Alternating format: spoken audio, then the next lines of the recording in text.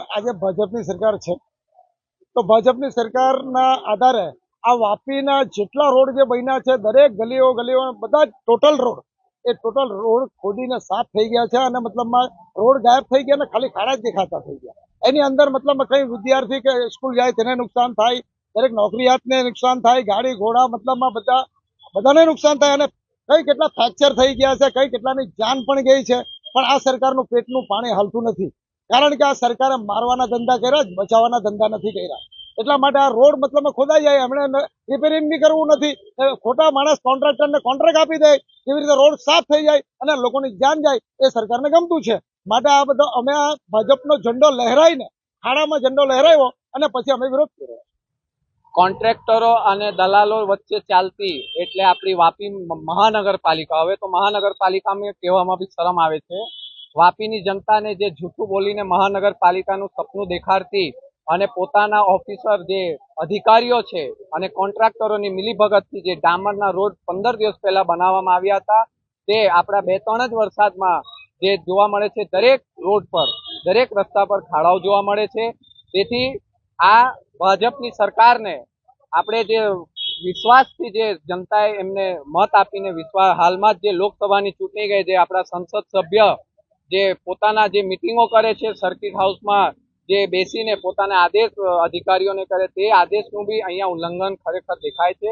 બીજું કે વાપી નગરપાલિકામાં કોઈ પણ જીતેલા જે ભાજપના સભ્યો છે તે એક પણ શબ્દ આજે બહાર નીકળીને નથી બોલતા. આજે અમારા માનનીય સાંસદ અને વિરોધ પક્ષના નેતા રાહુલ ગાંધી જો એક ટિપ્પણી કરી દે તો આ લોકો રસ્તા પર ખેસ પહેરીને 50ની સંખ્યામાં આવીને અમારા રાહુલ ગાંધીનું પુતળું બારીને અને વિરોધ પ્રદર્શન કરે. આજે કાં મરી ગયા ભાજપના જેટલા 37 વાપી નગરપાલિકાના જીતેલા સભ્યો છે, કાં છે? આવનારી 30 તારીખે વાપી નગરપાલિકામાં સામાન્ય સભા યોજવા જઈ રહી છે. આપના મીડિયાના માધ્યમથી તમામ વાપીની નગરજનોને એ તમારી જે સમસ્યા છે કે તમે જે જીતાડીને વિશ્વાસ જીતાડીને તમે જે ભાજપને સભ્યો મુકાયેલા છે, ભાજપનું સભ્ય બોલતું નથી. ખાલી ને ખાલી અમારા વિરોધ પક્ષના જ લોકો સામાન્ય સભામાં પોતાના જે વાપીની જનતાની જે મજબૂરી છે તેના માટે અમે જ બોલીએ છીએ. તમારા જીતેલા જે 25-30 લાખ રૂપિયા ખર્ચીને જે તમારા સભ્યો જીતે છે તે આજે મોડામાં મગ ભરીને ત્યાં સામાન્ય સભામાં બોલતા નથી. કેમ? એ લોકોને બીક છે. અમને કોઈ બીક નથી.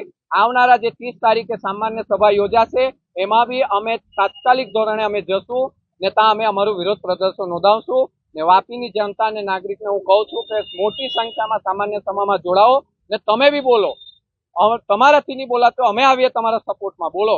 અહીંયા નગરપાલિકામાં અધિકારીઓ અને અહીંયા મોટા કોન્ટ્રાક્ટરો અને બિલ્ડરોનું જ ચાલે છે. જનતા પાસે તો ફક્ત અને ફક્ત રૂપિયા જ લેવાય છે. એવું અમે આ કરીને આજે ભાજપનો ઝંડો અમે ખાડામાં પૂરીને અમે વિરોધ પ્રદર્શન કરે. આવનારા દિવસોમાં બી અમે વિરોધ પ્રદર્શન કરશું.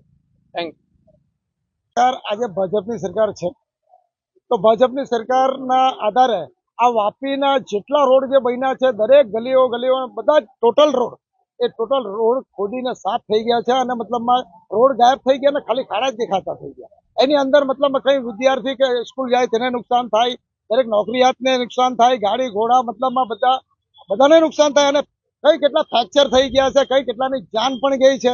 પણ આ સરકારનું પેટનું પાણી હાલતું નથી, કારણ કે આ સરકારે મારવાના ધંધા કર્યા, બચાવવાના ધંધા નથી કર્યા. એટલા માટે આ રોડ મતલબમાં ખોદાઈ જાય, એમણે રિપેરિંગ બી કરવું નથી, ખોટા માણસ કોન્ટ્રાક્ટરને કોન્ટ્રાક્ટ આપી દે, કેવી રીતે રોડ સાફ થઈ જાય અને લોકોની જાન જાય એ સરકારને ગમતું છે.